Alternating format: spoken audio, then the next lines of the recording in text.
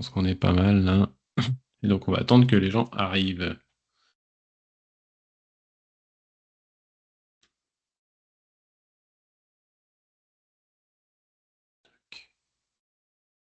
Bonjour à tous. Normalement, vous avez tous le micro d'activable si vous souhaitez.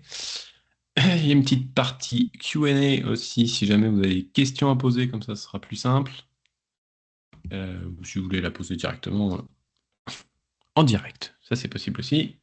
Tiens, Alexandre ou Thomas, vous pouvez me confirmer que vous voyez les slides? Oui, Cool, c'est bon. merci.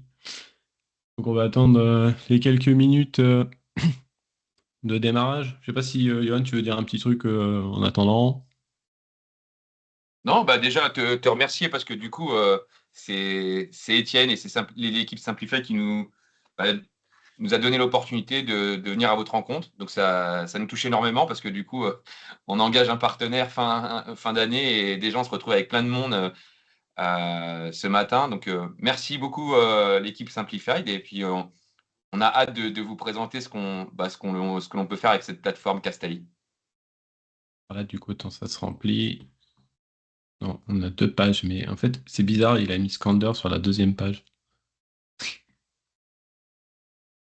On peut changer le... Ouais, je sais pas trop. Bref, pas très grave. Donc là, pour l'instant, une dizaine de personnes pour le moment. Et alors, attends, je vais vérifier.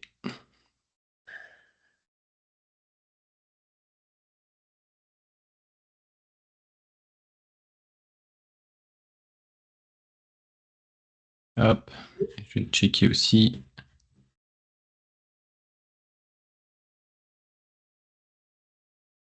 Tac.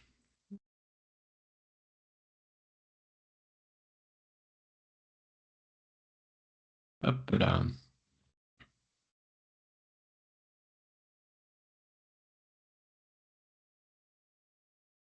Bon, on démarre vers 5, un truc comme ça, pour les retardataires d'habitude. Les problèmes Ouais, de Teams, les trucs comme ça arrive toujours. exactement. Tu dois télécharger la nouvelle version Teams, c'est ça. Ouais, ou la policy de l'entreprise qui te dit que tu dois redémarrer ton Mac maintenant tout de suite. Qui n'a pas ça? Après, ça aurait été notre cas, on aurait envoyé un Google Meet ou un Zoom. Donc, tu vois, c'est mieux Teams, je pense. Bah après, je me suis dit, tiens, pourquoi pas tester ce mode webinar. Bon, après, c'est vrai qu'il y a il y a eu des petits changes et tout. Mais pour le coup, ce qu'ils ont fait, c'est plutôt pas mal parce que tu génères bah, enfin, le micro-site d'enregistrement avec l'envoi de mail, etc. Si je l'avais su dès le départ, j'aurais fait ça dès le départ et ça aurait évité le double enregistrement. Hop De là. toute façon, là, l'idée aussi, c'est que je pense que c'est l'intro à la plateforme. Après, ce Ouais, qu'on fera avec les équipes, c'est qu'on pourra aller et se donner peut-être, grâce à tous les participants ou ceux qui n'ont pas pu y assister, de leur demander s'ils veulent avoir un autre sujet, parce qu'autour de la plateforme, c'est assez large. Donc ouais, après, on peut aller aborder d'autres sujets ou refaire une session avec un client, par exemple. On verra. Ça peut ouais, être quelque aussi chose de plus intéressant. spécifique sur un Ah, contexte. bien Parce sûr. qu'après, c'est vrai que peut y avoir des clients qui peuvent être intéressés par plus la partie gestion multi-cloud et puis d'autres qui vont être plus intéressés par le monocloud ou autre. Salut Mm. Johan, un deuxième, Hello Étienne, ça va? très bien et toi? Bah oui, parfaitement. Bon, vous étonnez pas si je déplace ma tête de manière un peu bizarre, mais c'est pour que la caméra soit en face de moi, je suis obligé de la mettre devant l'écran. Donc du coup, ça fait des trucs un peu chelous quand j'essaye d'accéder à d'autres fenêtres. Alors, tac, normalement. Ah bah il y a Stéphane qui est là aussi. Salut Stéphane. Bonjour. T'as réussi à te débattre dans le parcours du combattant des enregistrements multiples? Ouais, alors, tu sais, j'utilise ServiceNow, moi, donc faut tout faire Ah après. oui, ça va, t'as été rodé alors. Il est 4. Je propose qu'on démarre tranquillement. Si ça va tout le C'est monde. parti. Vous êtes tous prêts? Alors du coup, on a décidé de faire ce petit webinaire avec Johan pour vous parler un petit peu de l'optimisation des clusters Kubernetes, mais surtout quand on n'a pas le temps de le faire. Déployer un cluster Kubernetes, si on utilise de l'AKS, de l'EKS ou du GKE, ça reste simple. Jusque-là, tout va bien, on déploie son petit cluster, on déploie 2-3 workloads, ça fonctionne. Et dès qu'on arrive au jour numéro 2, ça devient plus compliqué. Et donc du coup, qu'est-ce qu'on a comme complexité? Tiens, il y a un... Hop, unverified. Donc du coup, ça devient plus compliqué parce que on va avoir de plus en plus de conteneurs, on va avoir de plus en plus de microservices, on va avoir de plus en plus de pods, de plus en plus d'ingress, et forcément, plus ça va aller, plus ça va être compliqué de maintenir tout ça en de bonnes conditions, donc d'avoir des images qui soient vérifiées, non pas que au moment du build, mais aussi au moment où on déploie dans le cluster. Donc en fait, à chaque fois, on va rajouter des éléments dans ce cluster, on va rajouter de la maintenance à faire sur le day 2. Donc du coup, plus ça augmente, plus ça devient compliqué, parce que du coup, on a de plus en plus d'éléments dedans à prendre en considération. Et donc du coup, ce qu'on verra justement, c'est comment on peut faire pour essayer d'optimiser ça et pas de passer trop de temps non plus sur l'optimisation de ces clusters. Surtout sur cette partie DevSecOps, qui est quand même très, je dirais même très coûteuse en fait à mettre en place pour avoir des pipelines qui tiennent la route, etc. Est-ce que c'est quelque chose que vous constatez tous ou pas? On peut parler, on a le droit, hein. On est entre nous. Yes, quand même. J'ai pas entendu, Johan, désolé. Oui, quand même, quand même. Je suis complètement d'accord avec ce constat personnellement. Plus ça va et plus en fait ça devient compliqué parce que même si par exemple dans ton cluster tu as, je sais pas moi, un écosystème Node.js et puis tu as un petit peu de .NET, je sais pas, ou de choses comme ça, parce que finalement quand tu fais du microservice, c'est aussi ça l'intérêt, c'est de pas d'avoir qu'une seule techno, c'est de pouvoir utiliser chaque langage et chaque plateforme on va dire pour son avantage. Et donc du coup, plus ça va, plus ça devient compliqué. Hop. Donc les défis au quotidien, c'est quoi? C'est surtout la gestion des ressources dans un cluster Kubernetes. Donc on va avoir le problème de soit de la surallocation des ressources ou la sous-allocation des ressources. Donc la configuration des requests et des limites, qu'il va falloir faire presque de manière dynamique pour avoir toujours quelque chose de cohérent et pas se retrouver avec des machines qu'on va payer sur Azure ou sur AWS ou autre, euh, pour finalement occuper peut-être que 3% ou 50% du CPU, par exemple. Et donc ça, à faire au quotidien, c'est un peu compliqué, parce qu'il faut le faire tout le temps. Est-ce que c'est quelque chose que vous avez déjà constaté, vous, dans vos clusters? Le fait d'être toujours obligé de tuner un petit peu le CPU, la RAM, changer les nœuds parce que ils sont plus adaptés. Je pense que oui, on va pas se mentir. Ensuite, le deuxième challenge, ça va être de maintenir la sécurité sur tout ça. Donc d'avoir quelque part une pipeline qui nous permet de vérifier que nos images sont toujours, on va dire, correctes en termes de CVE, qu'on n'a pas quelque chose d'exposé de manière trop ouverte au niveau de tout ça. La gestion des secrets et de la conformité, ça peut être aussi quelque chose d'un petit peu compliqué sur le long terme, quand on a un cluster qui commence à grossir avec de plus en plus d'utilisateurs qui se connectent dessus. Gérer le airbag de manière fine, c'est quand même quelque chose de complexe et de long à maintenir. On est tous d'accord, hein? Oui, je pense ça pour un oui, hein. Ensuite, il peut y avoir aussi la multiplicité des outils, parce qu'en fait, quand on a du cluster Kubernetes, forcément, on va avoir besoin d'outils adaptés pour pouvoir le gérer. On ne va pas forcément pouvoir monitorer un cluster Kube avec du Centréon comme on pouvait le faire sur une infra classique on-prem. Même sur Azure, Centréon, ça fonctionne, mais ça reste quand même pas la solution, on va dire, adaptée à des workloads de type cloud. Et donc, du coup, on va avoir du Prometheus, on va avoir du Grafana. Après, on peut avoir des équipes qui vont dire, bah tiens, on va aller prendre un outil du marché, type, je sais pas moi, un Dynatrace, un Datadog ou autre, pour collecter des informations. Donc, en fait, pour les SRE, ça va être de plus en plus compliqué de pouvoir gérer tous les outils, de les connaître tous, et donc de savoir les gérer correctement, aussi au niveau de ces fameuses allocations CPU, mémoire, même disque, ça peut arriver aussi. Et on peut avoir aussi cette difficulté de corréler en fait la performance avec la sécurité. Parce que par exemple, si on a une faille de sécurité, on va probablement avoir une attaque possible dans le cluster. Et donc du coup, comment on va faire pour corréler le fait qu'on a un problème de perf avec ce problème de sécu? Il faut avoir des outils qui permettent de faire le matching entre tout ça. On est tous d'accord là-dessus? Vous avez des remarques à faire, des trucs que j'aurais oubliés, peut-être? Vas-y Stéphane, tu lèves la main. Je me suis trompé de bouton, j'étais d'accord. Donc, pourquoi l'optimisation d'un cluster Kubernetes, ça prend du temps? Pourquoi? Parce qu'en fait, il va falloir le faire pour chaque déploiement, pour chaque pod qu'on a.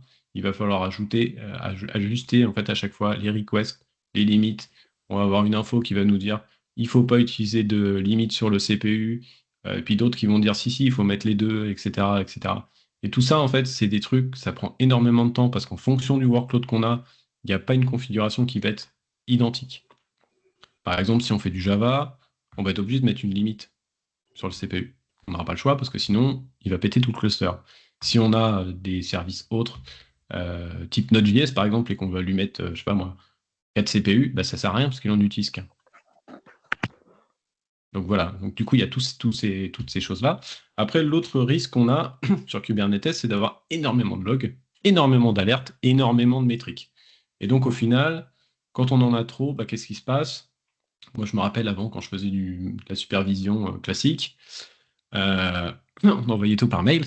Et puis à la fin, bah, on finissait par faire une règle dans Outlook pour envoyer tous les mails de monitoring dans un dossier qu'on regardait absolument jamais. Et donc, en fait, ça devenait complètement contre-productif parce que si on a trop d'éléments, ben, on ne sait plus quoi regarder. Et donc, en fait, on n'est plus efficace. L'autre challenge, ouais, dev nul, c'est pas mal, c'est une bonne solution. Comme ça, il n'y a pas d'erreur.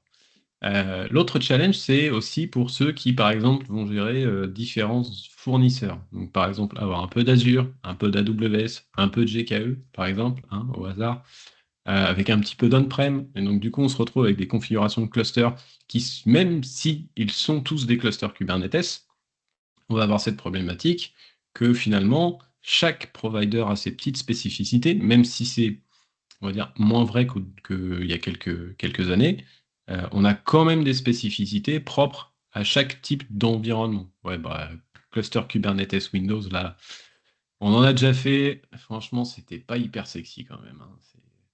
Enfin, je sais pas, Zine, si tu te rappelles de ton expérience avec ces charmants clusters Windows, c'était fun. Euh, et donc, effectivement, on a aussi cette problématique d'adapter les ressources qu'on va avoir parce qu'un compte de stockage Azure ne fonctionne pas de la même manière qu'un compte de stockage sur AWS. Donc, il va falloir faire des ajustements à ce niveau-là. Les politiques de sécurité, c'est pareil, ils ne vont pas forcément être les mêmes sur AKS, sur un environnement Azure ou sur un environnement AWS, même s'il y a des similitudes, ça reste quand même différent. L'autre dernier point, c'est le budget et le retour sur investissement. Monitorer des clusters cubes pour aller suffisamment loin dans le détail, surtout quand c'est du cluster partagé entre plusieurs équipes. Il va falloir jouer des labels, il va falloir utiliser tout un tas de mécanismes en fait pour être capable de faire cette ventilation des coûts, de savoir où est-ce que la facture s'envole. Ouais, Azure Arc, ça peut être une bonne solution pour Cube si tu as de l'Azure. Si tu n'en as pas, bah non.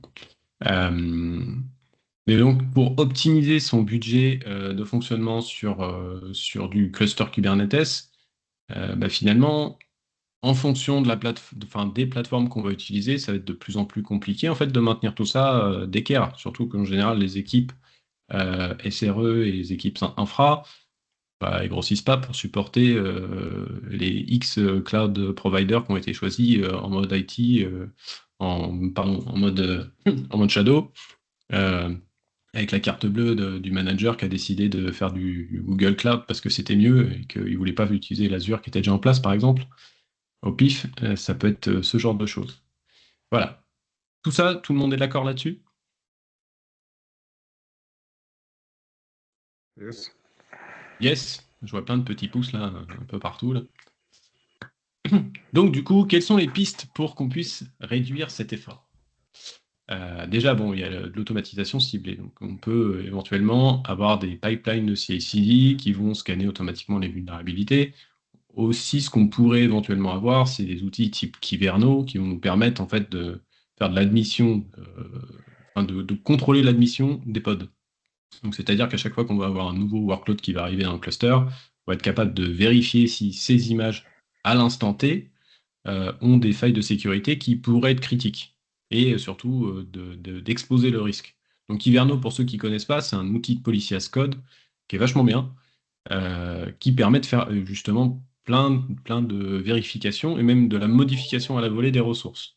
Donc on va être capable de pouvoir ajouter par exemple des règles de scaling différentes en fonction de l'environnement, de rajouter des labels obligatoires sans que les personnes qui utilisent ce cluster euh, aient besoin de tout maîtriser. Parce que ça, c'est aussi un autre problème, c'est que les développeurs qui vont utiliser le cluster, ils ne peuvent pas tout maîtriser en fait. C'est pas possible. Il y a trop d'éléments et donc ça prendrait trop de temps. Euh, Ensuite, qu'est-ce qu'on peut avoir comme possibilité intéressante pour réduire cet effort? Ben, c'est tout simplement d'utiliser l'autoscaling avec des HPA, avec du VPA aussi plus récent. On va pouvoir aussi utiliser les ingress pour pouvoir rediriger le trafic correctement en fonction du moment de la journée, etc. On va pouvoir aussi mettre en place euh, comment dire, de l'extinction automatique des nodes, etc. Mais ça reste quand même finalement très manuel. Euh, Après, il y a une deuxième étape qui va être d'essayer de récupérer tous les logs de tous les clusters pour les mettre à un seul endroit et au moins d'avoir une visualisation, on va dire single pane of glass, de récupérer toutes ces informations-là à un seul endroit, de les traiter avec par exemple un Grafana ou quelque chose comme ça. Donc ça peut être intéressant. Et donc du coup, on va pouvoir faire du suivi. Mais sur ce suivi, on aura toujours la problématique, c'est qui va traiter ce suivi. Finalement, bah, si on met des dashboards, qui va le faire? Ensuite, la deuxième partie, ça va être d'utiliser des solutions, comme Castai par exemple, au pif, hein, pour optimiser en fait directement ce qu'on fait. Donc du coup, maintenant, je vais vous laisser la main. Normalement, vous pouvez demander le contrôle des slides, ou sinon, je clique sur suivant comme vous voulez, Johan. Ouais, moi, je vais le prendre. Ah bah Parce que parfait, c'est bon. C'est c'est bon. beau la technologie, Ah, quand c'est ça génial. marche. C'est génial. Donc, bah, super intro. Je pouvais être que d'accord avec tout ce que tu as mentionné parce que bah, du coup, c'est notre genèse en fait. C'est le DNA en fait, l'ADN propre de Castai. Avant que je plonge un petit peu dans les fonctionnalités, donc je vais me présenter. Donc, je suis Johan Legrand, je suis Regional Sales Manager chez Castai. Donc, je couvre toute l'Europe du Sud et l'Afrique, où déjà, bah, on a des clients dans toute cette région-là, que ce soit en France. On en a maintenant pas mal. On en a en Espagne, au Portugal, en Italie et en Afrique. Donc, en fait, juste pour un petit rappel historique, je fais juste un petit retour en arrière. Donc là, on va fêter nos 5 ans chez Castai. Donc, Castai, ça a été créé par 3 fondateurs. Et en fait, pourquoi je vous raconte ça, c'est que ces 3 fondateurs-là, bah, ils avaient un problème. C'est que dans leur boîte précédente qu'ils ont revendue à Oracle, bah, ils ont vu leur facture cloud commencer avec un $100 par mois et ils sont arrivés à plus d'1 million par mois. Et ils n'ont jamais su d'où ça venait. Et donc, l'un d'entre eux a dit non, mais attends, il faut qu'on contrôle ça parce que il y a d'autres boîtes qui doivent avoir ce même problème, c'est d'optimiser au mieux et surtout de faire en sorte qu'on y passe le moins de temps possible. Et donc, ils ont créé Castai. Donc, qu'est-ce que c'est Castai? Castai, vous le verrez après parce que moi, je suis là juste pour vous présenter quelques slides, ça va être très rapide. Et Skander, qui est magnifique et qui est passionné comme moi par la plateforme, va vous rentrer dans le détail et on va plonger sur la plateforme directement. Donc, Castai, cette plateforme, c'est une plateforme d'automatisation. C'est une plateforme d'automatisation qui a commencé sur Kubernetes et qui fait ça super bien. Cette automatisation, qu'est-ce qu'elle permet? Elle permet d'optimiser au mieux les clusters Kubernetes. Que ça soit au niveau de la performance et au niveau du coût. Ce que disait tout à l'heure Étienne, c'est de choisir des nœuds. On l'a tous vu, les nœuds, c'est des catalogues remplis chez les hyperscales. Donc cette plateforme, elle épouse les plateformes hyperscales, elle épouse un GKE, elle épouse un AKS, elle épouse un EKS. Et on va voir que dans une roadmap, elle va même aller chercher, Zine peut en témoigner parce que les équipes Simplified ont commencé à toucher du doigt un petit peu ce qu'on pouvait peut-être faire sur l'on-prem. On a quelques clients qui commencent à aller jouer avec un peu du Talos, un peu d'OpenShift, etc. Ça va venir. Mais l'ADN pur, ou l'histoire par laquelle on a commencé, c'est du cube, GKE, AKS, EKS. Et c'est ce qu'on fait super bien. Et pourquoi je vous présente ce slide-là? C'est qu'aujourd'hui, on a plein d'outils qu'on voit sur le marché. Et nous, on les voit. Et on les adore, ces outils. On parle Carpenter.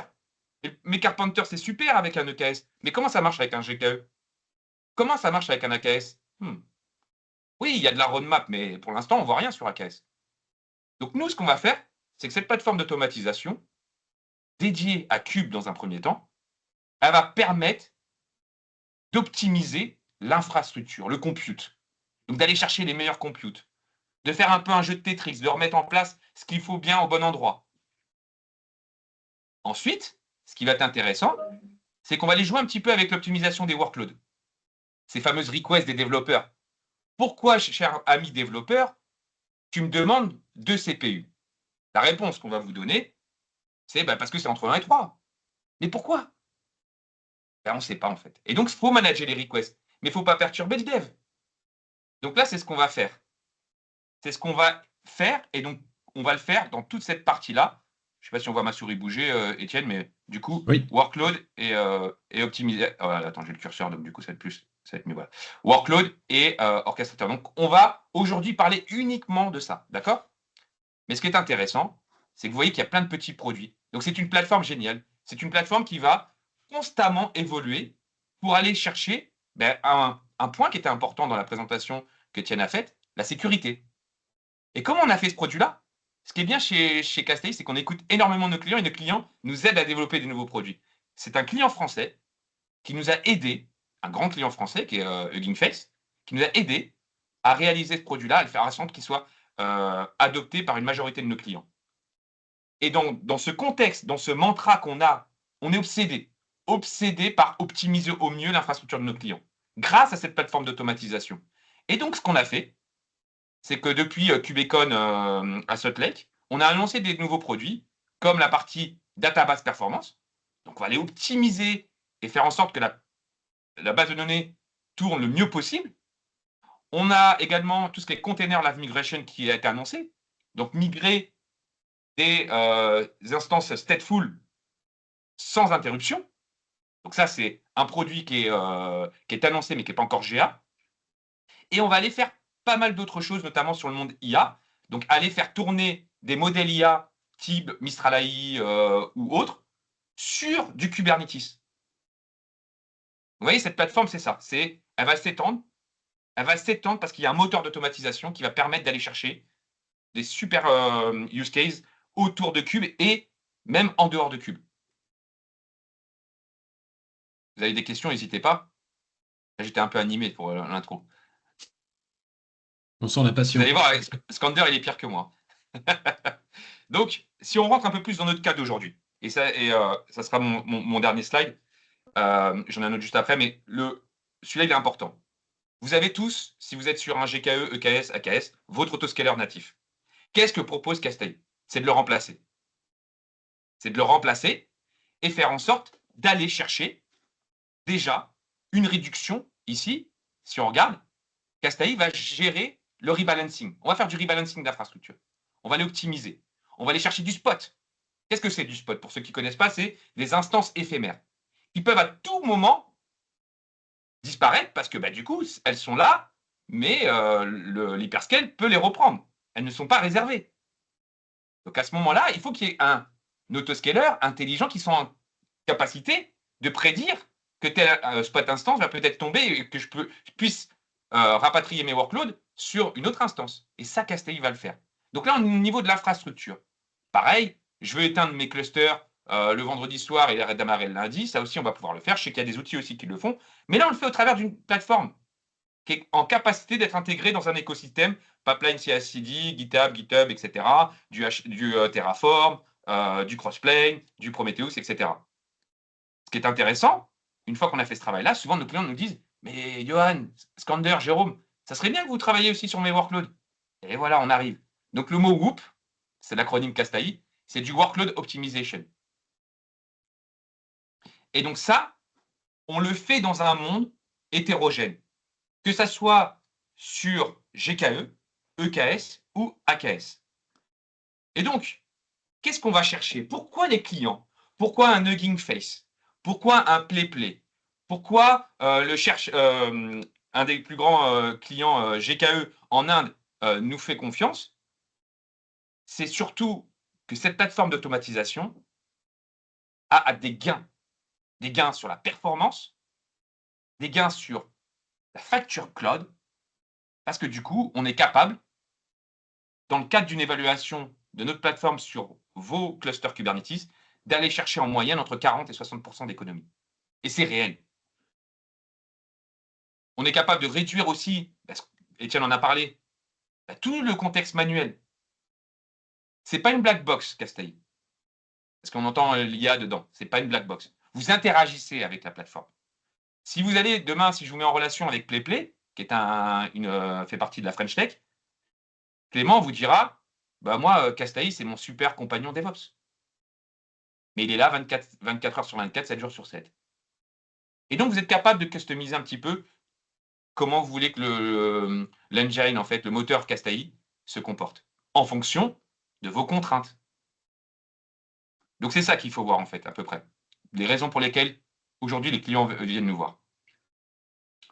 Maintenant, et je vais arrêter de parler, on va passer sur la démo avec Skander. Skander, tu es avec nous?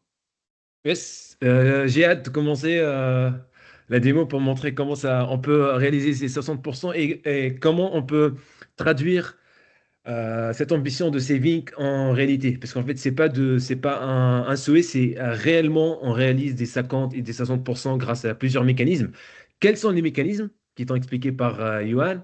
Comment on arrive à gérer la partie spot, qui est une partie très compliquée à gérer par un humain?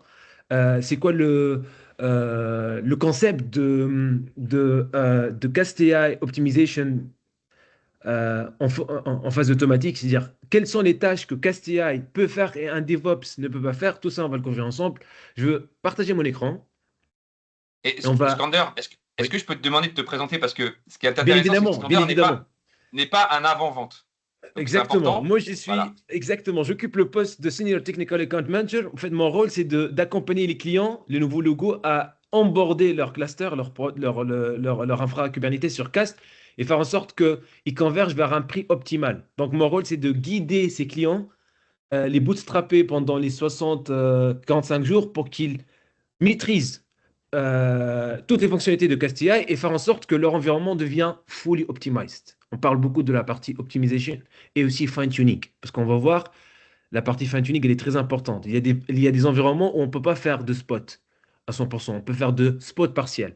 Donc, mon rôle, c'est de atteindre ce prix optimal avec mes clients.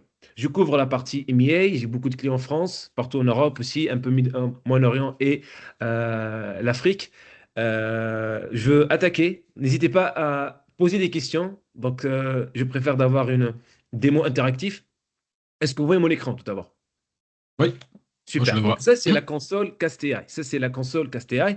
On voit un cluster de 100 nœuds avec 1300 CPU, 5,4 TB.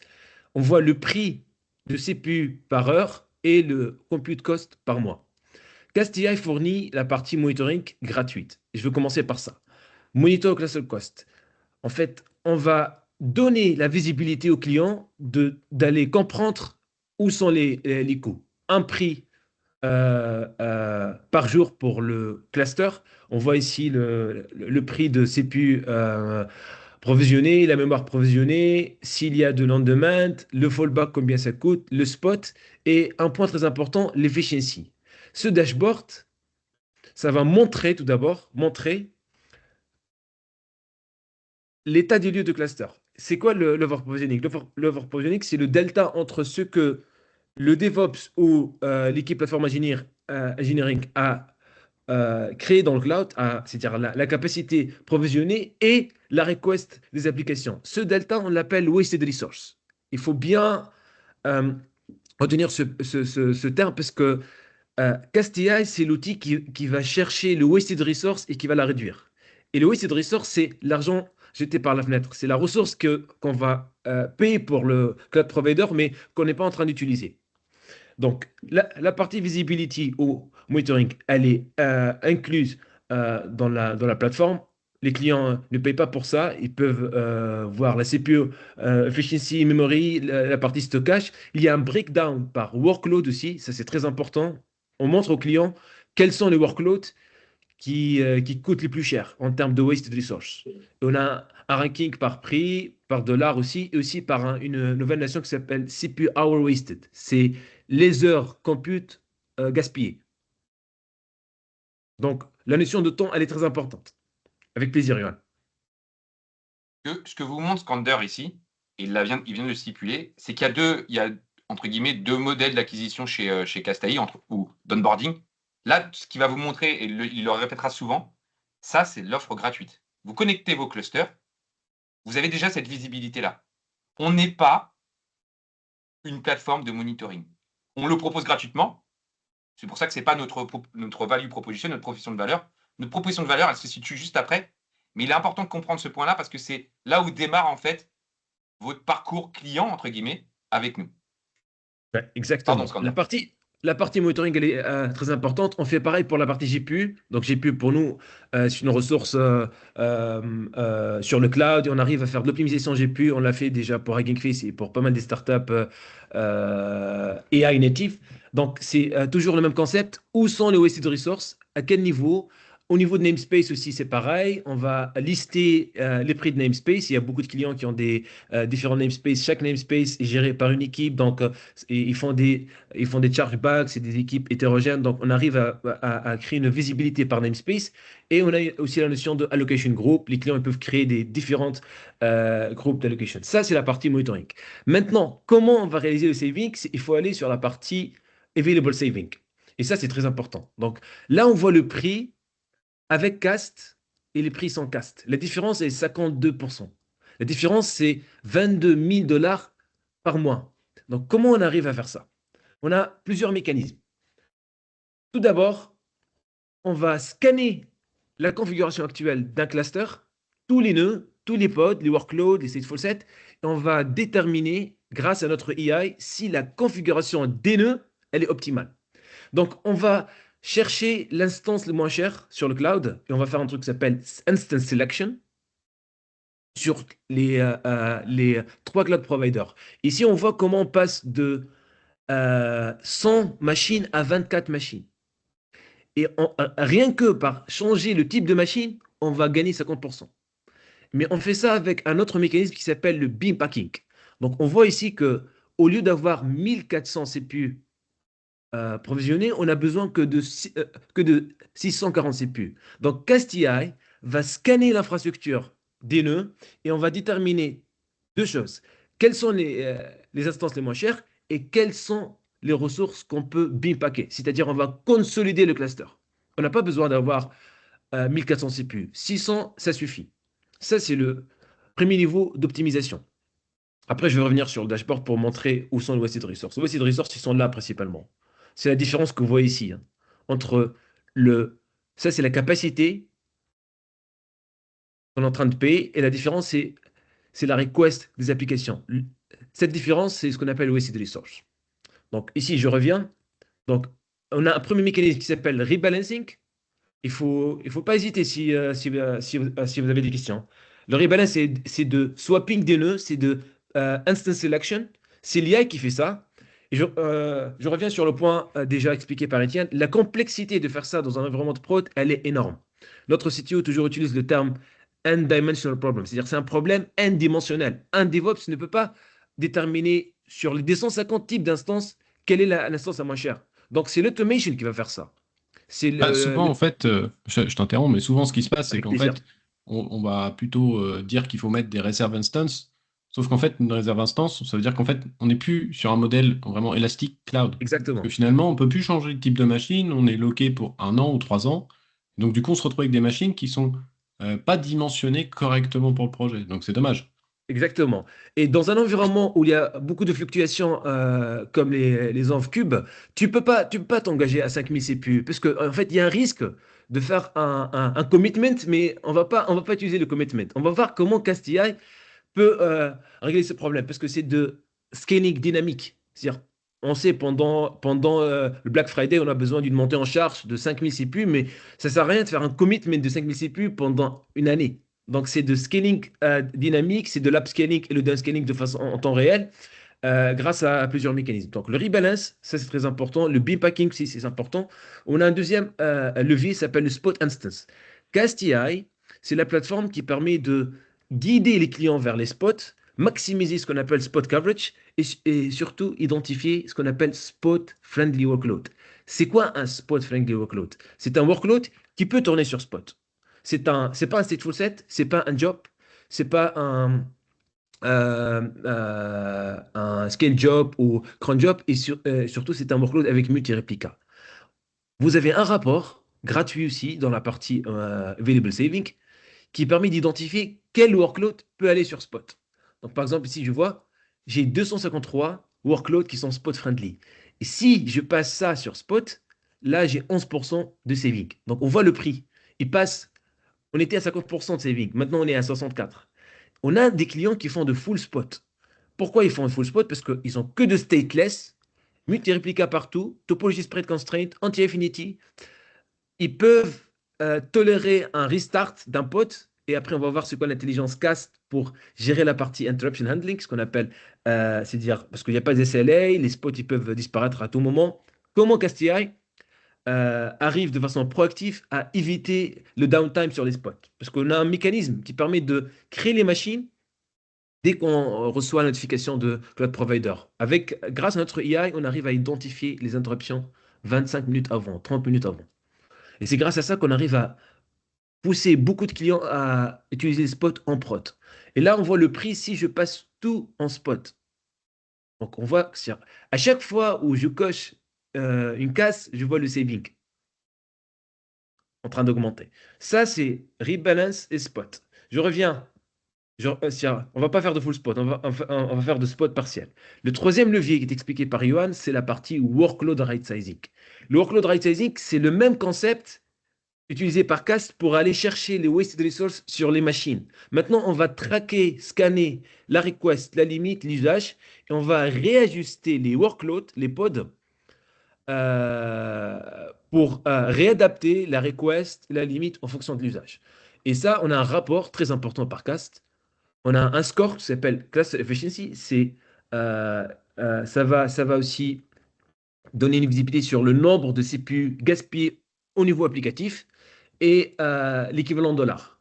C'est quoi le efficiency? L'efficiency, c'est-à-dire si on prend la request par rapport à l'usage, la différence c'est ce qu'on appelle over allocation.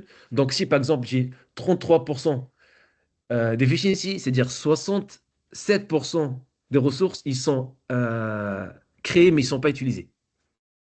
Et du coup, ça va m'envoyer vers la partie efficiency que je viens d'expliquer. Là, on voit le wasted resource. Je prends ça par exemple. Et je vois que par exemple, le DevOps est en train de provisionner 0,5, mais l'usage, c'est 0,2. Imaginons que vous avez 20 000 workloads qui tournent. Est-ce que vous allez patcher ça à la main? Est-ce que vous allez chercher quel type de workload il faut augmenter la request ou réduire la request? On va fournir un NetMachine Webhook, on va intercepter la request au niveau de pod et on va la right-sizer. Et on fait ça de façon automatique en temps réel. Donc du coup, pour résumer, parce que honnêtement, je voulais que vous posiez des questions. Quels sont les leviers qui permettent de réduire les coûts? Ils sont basés sur la philosophie de chercher la wasted resource et la réduire. Au niveau des nœuds, on va chercher l'instance moins chère, faire du beam packing pour consolider les clusters et aussi minimiser le gaspillage de ressources, passer sur Spot, aider les clients à appliquer les best practices pour avoir des spot friendly workloads, multi-réplica, topology spread constraint, stateless et tout, et surtout rajouter la partie workload right sizing, c'est-à-dire réajuster la request au niveau des nœuds. Et là, je reviens sur la partie dashboard, par exemple. Le delta que vous voyez ici entre le bleu requested et le bleu provisioning, ça c'est le wasted resource sur l'infra. La différence entre le vert et le bleu, c'est le over allocation sur l'application.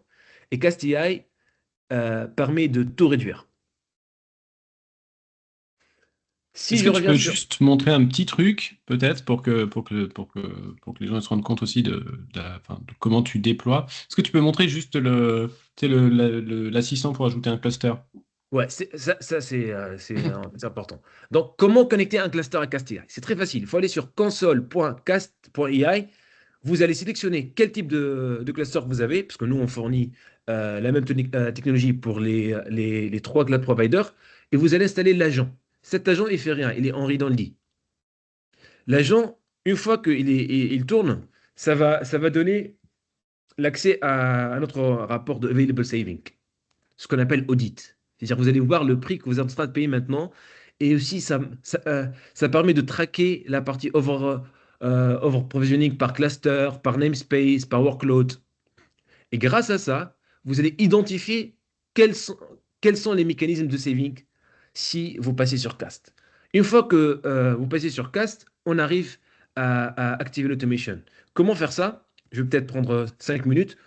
On a la partie setting. Comment activer l'autoscaler cast? Il faut tout simplement cocher cette case et cette case.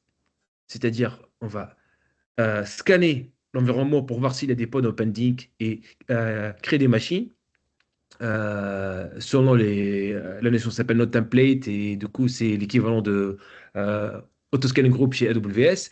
Et aussi, fine-tuner la partie autoscaler pour supprimer des machines parce qu'on peut voir aussi une machine sur AWS, si elle n'est pas utilisée, elle peut traîner pendant 2-3 heures. Nous, on a l'AI qui tourne aussi, qui permet de réduire, de supprimer la machine le plus tôt possible. C'est-à-dire dès qu'elle est vide, quoi. Donc, il y a la partie TTL, CPU limite et tout. Etienne, dis-moi si tu veux aller un peu dans le détail de notre template, mais moi, j'aimerais bien faire un focus sur comment ça fonctionne en termes de mécanisme de saving, mieux que entrer dans le détail de comment activer Cast et tout, quoi. Non, non, vas-y, continue. Après, ce qu'il faudrait, c'est qu'on garde un petit temps à la fin Ouais. pour savoir s'il y a des questions, si Ouais, je vais juste peut-être ça. expliquer un peu la notion de Node Template parce que c'est important. Le Node Template, c'est la composante la plus importante pour réaliser de saving. C'est l'équivalent de Autoscaling Group chez AWS ou Nodepool chez AKS. C'est si Castia il va créer une machine, on va suivre cette configuration de notre template. Donc, vous allez identifier est-ce que c'est une machine on-demand ou spot. On a un mécanisme de fallback. Si par exemple la machine spot n'est pas disponible, on peut faire de fallback vers l'on-demand. Et dès que la spot redevient disponible, on va switcher vers le spot. Il y a plusieurs modèles de interruption handling et j'ai bien déjà spécifié qu'on a un machine learning qui tourne qui permet d'identifier et scanner toutes les régions cloud pour voir quelles sont les instances avec une forte probabilité d'interruption. Et grâce à ça, on va adapter notre philosophie de scaling. Il y a aussi le modèle de AWS, parce qu'on reçoit une notification de AWS que cette machine elle sera piquée. Et aussi, on peut faire euh, diversify spot instance, c'est-à-dire si je rajoute, c'est-à-dire si j'augmente le pool de sélection en termes de type de machine, il y a un impact sur le coût, mais c'est important pour aussi euh, faire une sorte de compromis entre le nombre d'interruptions et le prix. Parce que les spots restent toujours moins chers que le lendemain, mais il y a toujours un risque d'interruption. Et la partie la plus importante, c'est que vous pouvez sélectionner quel type d'architecture, l'X86 ou la ARM, pour que la machine soit Intel ou ARM. Et une partie qui est très importante, c'est ce qu'on appelle les contraintes au niveau des nœuds. Avec Yohan. Vas-y. Non, en fait, je vois l'heure qui tourne et Oui. je pense que ce qu'on peut faire, Skander, et c'est prévu par Étienne, c'est qu'en fait, il va avoir d'autres nouveaux webinars. On va Ouais. pouvoir aller sur Ouais, entrer dans le l'autoscaler. Parce détail. que Sur Super. des ça, c'est sujets très. plus spécifiques, peut-être pour Voilà. plus un cloud provider qu'un autre, etc. Exactement. Ouais. euh, pour que Mais chacun puisse juste, trouver vraiment les infos Voilà. adaptées à sa C'est très plateforme. important ce que vous a présenté la Skander. La Skander, il vous a fait en fait ce qu'on appelle, nous, une intro à la plateforme. C'est ce que font. Moi, je peux pas, je sais le faire, pas jusque-là, parce que là, ça dépasse mes compétences techniques. Mais au moins, vous avez cette intro qui vous montre que onboarder un cluster sur Castaï, c'est simple. D'avoir des premières informations qui, en fait, corrèlent et que vous avez pu voir dans l'intro d'Étienne, qui sont finalement, qu'est-ce que je perds en fait? Je perds de l'argent, Là, on était axé beaucoup sur l'optimisation coût. Ce qu'il faut voir, c'est que la plateforme, je vous rappelle, c'est une plateforme d'automatisation. Et on a des clients qui, Hugging Face est un client qui repose tout son mantra avec nous sur l'automatisation. Ils sont 3 dans leur équipe à gérer plus de 10 000 CPU.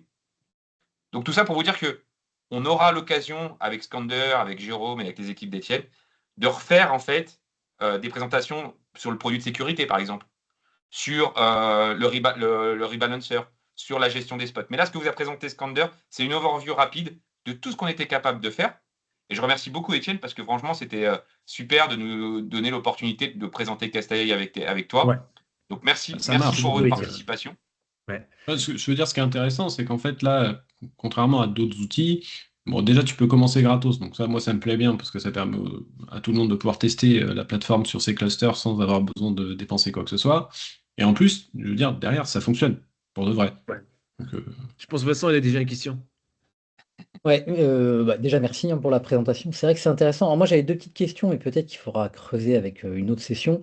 Là on a vu un exemple sur un cluster, plutôt un gros, sûrement exposé public d'ailleurs. C'est pas trop ce qu'on a chez L'Oréal. On est clairement, nous, pas sur un AKS centralisé. On a une multitude de clusters plutôt petits. Est-ce que le produit fournit les mêmes visibilités, la même visibilité sur les coûts quand c'est dispatché sur plein de clusters? En gros, est-ce que les coûts, on les voit consolidés? On sait si on a 20 clusters, bah voilà ce qu'on va gagner sur 20 clusters. Ou Ouais. pas. Je vais peut-être switcher de l'organisation. Je vous montre un truc intéressant, par exemple. il y a- Bon, on n'a pas beaucoup de temps, hein, c'est peut-être juste Ouais, oui ça ou non, c'est hein, la ça réponse. c'est non, Si c'est il y a oui, un moi ça premier me va point. et on peut creuser plus tard, quoi. Il n'y a pas de Il y a problème. un premier point, c'est qu'en fait, l'agent que tu installes sur ton cluster, il va faire de la communication en sortie. Donc en fait, ton cluster, il a son petit agent, il communique avec la plateforme et il envoie ses données, etc. Donc tu as juste une ouverture de flux à ce niveau-là pour gérer la sortie. Après, pour le multi-cluster, du coup, vas-y, Scander. Ouais, c'est pareil, c'est le même concept, Vincent. C'est-à-dire, là, je montre l'organisation CAST.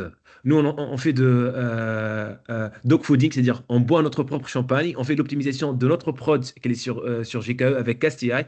On voit par exemple ce camembert qui montre la request, l'used et la partie white, celle-là, c'est la partie over provisioning pour euh, 3 clusters. On a des clients qui ont des dizaines, des centaines de clusters sur AKS, JKE et EKS. On arrive à consolider toutes les informations sur la même console. Et parmi les points, les points c'est-à-dire les avantages de notre console, c'est qu'on est cloud agnostique. C'est-à-dire, vous n'êtes pas obligé de rester sur AKS. Avec Cast, vous pouvez faire n'importe quelle offre manager Kubernetes et optimiser la même, c'est-à-dire automatiser Ok.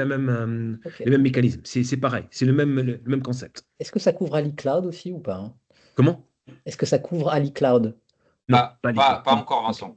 Ok. Alors, il y a un module. Alors, ça, Léon Kuperman, c'est notre CTO.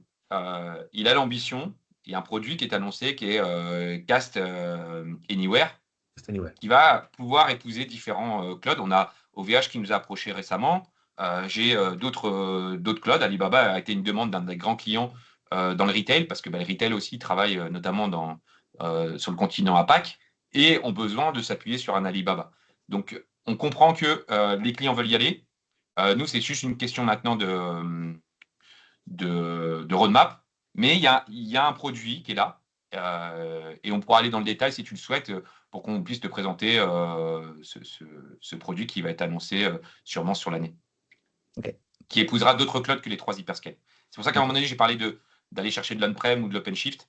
Alibaba fait partie un peu de ce concept-là. Est-ce que vous avez Ouais, d'autres questions? Comment ça fonctionne, Cast? Comment on gère les spots? En fait, moi, j'ai hâte de voir votre tir en fait, de répondre à vos questions, c'est ça. Il y aura le petit questionnaire de satisfaction normalement prévu par Teams Webinar.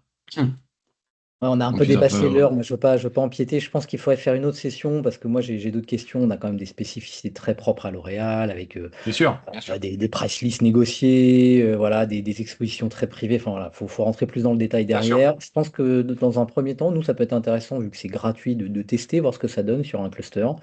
Ça nous permettra déjà de nous challenger sur nos standards de base et voir si on doit aller plus loin, quoi. Ouais. Et peut-être Je vais- que Bastien, toi qui es plus sur la partie FinOps, c'est peut-être quelque chose que tu peux remonter à Samir et aux équipes FinOps, de voir si c'est un sujet qui mérite qu'on y passe un peu plus dedans. là-dessus, par rapport à ce que vous venez de dire, Vincent, mais c'est pour tout le monde. On a un modèle qui est assez simple. Là, vous avez eu une intro. Je ne sais pas si vous voyez mon écran. Vous avez eu cette intro-là. Oui. Il est très facile de vous connecter vos clusters. Vincent vient de le dire, hein, c'est très facile. Donc, ça veut dire que derrière, vous créez un profil sur Castai. Là, vous êtes en ce qu'on appelle en POC phase 1. C'est ce que vous a montré Scander. C'est-à-dire que vous attachez vos clusters et vous avez une visibilité. Donc, c'est du monitoring et vous voyez un petit peu quel est potentiellement l'économie que vous pouvez aller générer. Et en phase 2, qu'est-ce qu'on fait? C'est-à-dire qu'en fait, des personnes comme Scander, mes experts, etc., vous accompagnent et on active toutes les fonctionnalités payantes de la plateforme. Ce qui fait que vous allez tester avec les équipes d'Étienne notre plateforme, mais par rapport à l'automatisation et ce qu'on est capable de générer réellement sur un cluster. Et si ça vous convient, ben après, derrière, Scander vient vous voir et vous onboard avec nous. Voilà. Je voulais juste vous présenter ça, parce que c'est assez simple, même le modèle est assez simple. Juste, j'ai un petit point pour Vincent. Tu parles de price list et tout. On a notre moteur de scaling prend en considération les discounts qui sont négociés avec le cloud provider. En fait, l'autoscaler, il est conscient de ça. Si vous avez de Civic Plan, si vous avez de CATS sur Google, Committed User Discount, l'autoscaler aussi peut prendre ça en considération. Ok, intéressant. Voilà, bah du coup, j'espère que ça vous a plu. Je vais voir la tête du record et tout ça pour le mettre sur YouTube ou quelque chose comme ça. Comme ça, vous pourrez le regarder ou le partager avec vos collègues qui n'ont pas pu venir. Merci à tous. Et du coup, normalement, vous allez recevoir le questionnaire de satisfaction. S'il n'arrive pas, je vous l'enverrai moi-même. Et j'espère que ça vous a plu. Voilà. Merci à tous en tout cas. Oui, c'était intéressant. Alors pour le prochain. À bientôt. Merci. Merci à tous. Merci. Merci Bientôt. beaucoup. Merci, Au bonne revoir. journée. À la prochaine. Au revoir.